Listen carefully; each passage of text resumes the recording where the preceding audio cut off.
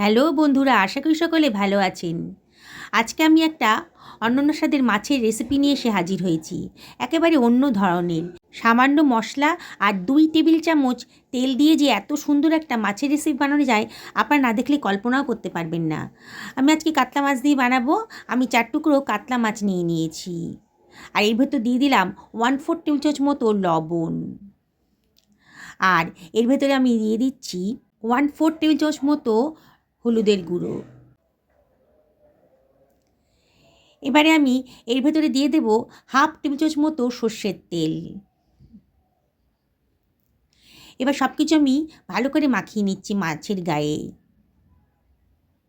এইভাবে রান্না করবেন, তাহলে কিন্তু মাছের টেস্টটা খুব সুন্দরভাবে বেড়ে যাবে।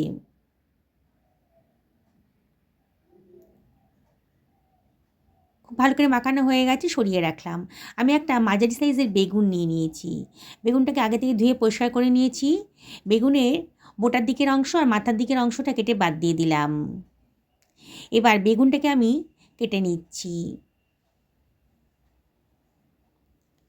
আমি লম্বা লম্বা পাতলা পাতলা করে বেগুনটাকে কেটে নিলাম। বন্ধুরা, একবার এইভাবে রান্না করে দেখবেন, অসম্ভব টেস্টি। এত সহজ রেসিপিতে যে এত সুন্দর টেস্ট আসতে পারে, আপনারা না দেখলে কল্পনাও করতে পারবেন না। এই বেগুনগুলোকে আমি একটু জলে চুবিয়ে রাখবো, তাহলে বেগুনটাও নরম থাকবে আর বেগুনের ভেতর যে কষকষ ভাবটা থাকে সেটাও কমে যাবে। আর এর ভেতর আমি দিয়ে দিচ্ছি 1/2 টেবিল চামচ মতো লবণ। লবণ জলে ভিজিয়ে রাখবো। এদিকে বাকি অ্যারেঞ্জমেন্টগুলো করে নিই। আমি একটা মিক্সার গ্রাইন্ডার নিয়ে নিয়েছি। আর এর ভেতর দিয়ে দিচ্ছি 1.5 টেবিল চামচ মতো সাদা সর্ষে। আর এর ভেতরে আমি দিয়ে দিচ্ছি 1 টেবিল চামচ গোটা ধনে। 1/2 টেবিল চামচ গোটা জিরেও দিয়ে দিলাম। আর দিয়ে দিচ্ছি 1 টেবিল চামচ মতো পোস্তদানা। আর 1 টেবিল চামচ লবণও দিয়ে দিলাম।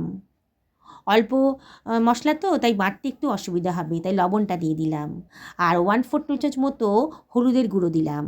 এবার এটাকে গ্রাইন্ড করে নিচ্ছি। দেখুন সুন্দরভাবে গ্রাইন্ডটা হয়ে গেছে। এবারে আমি এর ভিতর দিয়ে দিচ্ছি 1.5 ইঞ্চি পরিমাণ আদা কুচি। আর এর ভেতর আমি দিয়ে দেবো কতগুলো কাঁচা লঙ্কা। আজ কিন্তু আমি শুকনো লঙ্কার ইউজ করব না। 3খানা কাঁচা লঙ্কা দিলাম। আর দিয়ে দিচ্ছি 2 টেবিল চামচ মতো জল। আবারও গ্রাইন্ড করে নিচ্ছি। দেখুন একটা স্মুথ পেস্ট তৈরি হয়ে গেছে। এটাকে এবার সরিয়ে রাখছি। একটা কড়াই গরম করতে দিয়ে দিয়েছি। কড়াইটা যখন বেশ গরম হয়ে গেছে, তখন আমি এখানে 2 টেবিল চামচ মতো সর্ষের তেল দিয়ে দিলাম। আমি 2 টেবিল চামচ মতো সর্ষের তেলে রান্না করব। আপনারা যদি মনে করেন তাহলে আরও কম তেলেও রান্না করতে পারেন, কিংবা আরও বেশি তেলেও রান্না করতে পারেন। এবার ম্যারিনেট করা মাছগুলোকে আমি এর ভেতর দিয়ে দিচ্ছি। মাছগুলোকে আমি উল্টে পাল্টে ভেজে নেব। খুব বেশি কড়া করে ভাজবো না। মাছের গায়ের কালারটা যখন একটু চেঞ্জ হয়ে গেছে, তখনই হয়ে যাবে আমার। দেখুন মাছগুলো একটু ভাজা ভাজা মতো হয়ে গেছে। এবার এটাকে আমি তুলে অন্য একটা পাত্রের ভেতর রেখে দিলাম।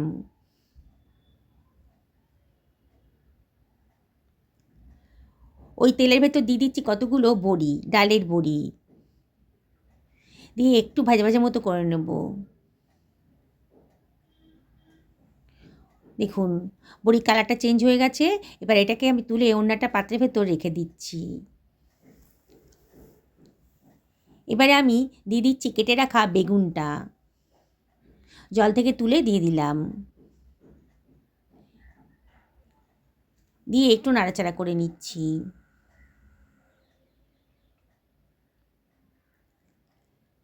সামান্য একটুখানি হলুদের গুঁড়ো দিয়ে দিলাম। আর দিয়ে দিচ্ছি সামান্য একটুখানি লবণ। আমি কিন্তু মশলা গ্রাইন্ড করার সময় অনেকটা লবণ দিয়ে দিয়েছি, তাই লবণটা একটু বুঝে শুনে দেবেন। আবারও সব কিছু ভালো করে মিশিয়ে নিলাম। এখন লবণটা দিলাম যাতে বেগুনটা একটু নরম হয়ে যায়। সব কিছু খুব ভালো করে মিশিয়ে নিচ্ছি। এবার ঢাকা দিয়ে দেবো। একেবারে লো ফ্লেমে মিনিট খানেক ভাজা ভাজা মতো করে নেব।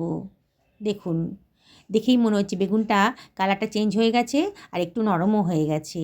অল্প তেলে রান্না করব তো, বেগুনের এটাকে আমি একটু সাইডে সরিয়ে দিয়ে কড়াইতে একটু জায়গা করে নিয়েছি। আর এখানে 1/4 টেবিল চামচ মতো কালো জিরে দিয়ে দিলাম, দিয়ে বেগুনের সাথে ভালো করে মিশিয়ে নিচ্ছি।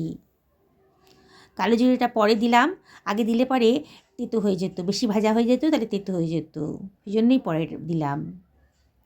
আবারও সব কিছু ভালো করে মিশিয়ে নিলাম, নিয়ে এবার দিয়ে দিচ্ছি বেটে রাখা মশলার পেস্টটা। গ্রাইন্ডারটা ধুয়ে অল্প জলও দিয়ে দিলাম, দিয়ে সব কিছু আবারও ভালো করে মিশিয়ে নিচ্ছি।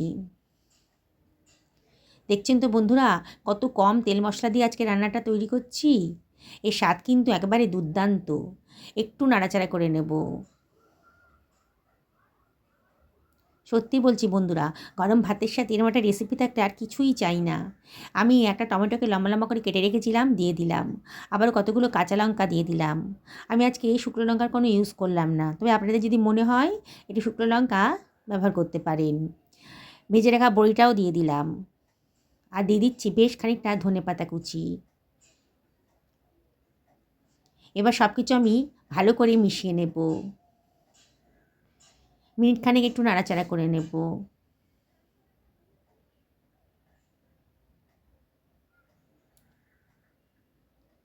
খুব তাড়াতাড়িও রান্নাটা হয়ে যায়। আমি ঢাকা দিয়ে এটাকে আরও 2 মিনিট মতো রান্না করে নেব। 2 মিনিট বাদে দেখুন বেগুনটা কিন্তু একেবারেই নরম হয়ে গেছে, দেখেই মনে হচ্ছে একেবারে নরম হয়ে গেছে। এর থেকে বেশি রান্না করলে গলে যেতে পারে। এবার দিয়ে দিলাম গরম জল। কে কীরকম গ্রেভি পছন্দ করেন সেই অনুযায়ী গরম জলটা দেবেন, দিয়ে একটু নাড়াচাড়া করে নিচ্ছি। এবার ঝোলটা যখন একটু ফুটতে শুরু করেছে, তখনই আমি দিয়ে দেবো এর ভেতরে ভেজে রাখা মাছের টুকরোগুলো। সব একসাথে রান্না হতে দেব। আবার একটু নাড়াচাড়া করে দিচ্ছি। এইবারে আমি এটা ঢাকা দিয়ে মিনিট 5 একেবারে লো ফ্লেমে রান্না করে নেব।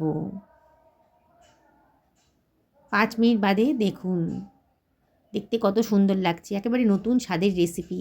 আপনারা তো মাছের অনেক রেসিপি খেয়েছেন, একদিন আমার মতন করে এইভাবে বানিয়ে খান। এত কম তেল মশলা দিয়ে যে এত সুন্দর একটা রেসিপি তৈরি হতে পারে মাছের, আপনারা কল্পনাও করতে পারবেন না। বললাম তো বন্ধুরা, গরম ভাতের সাথে এরকম একটা রেসিপি থাকলে আর কিছুই চাই না। এই স্বাদ আপনাদের মুখে লেগে থাকবে। বানানোটা কতটা সোজা দেখলেন তো। রোজকার মাছের ঝোলই একটু অন্যরকম করে বানানো হলো। এবার আমি একটা সার্ভিং প্লেটে এটাকে সার্ভ করে দিচ্ছি। দেখুন কতটা সুন্দর দেখতে লাগছে। রোজ রোজ তো এত তেল মশলা খাওয়া ভালো না, তাই অল্প তেল মশলা দিয়ে আপনারা এই রান্নাটা করে নিতে পারবেন। দেখুন কতটা লোভনীয় হয়েছে। দেখলেই তো হবে না, একদিন বানিয়ে খেতে হবে, তাহলেই বুঝতে পারবেন এর স্বাদটা। আমি আপনাদেরকে আবারও রিকোয়েস্ট করব, একদিন বাড়িতে বানিয়ে ফেলুন। সকলে ভালো থাকুন এই কামনা করে ভিডিওটা এখানে শেষ করলাম।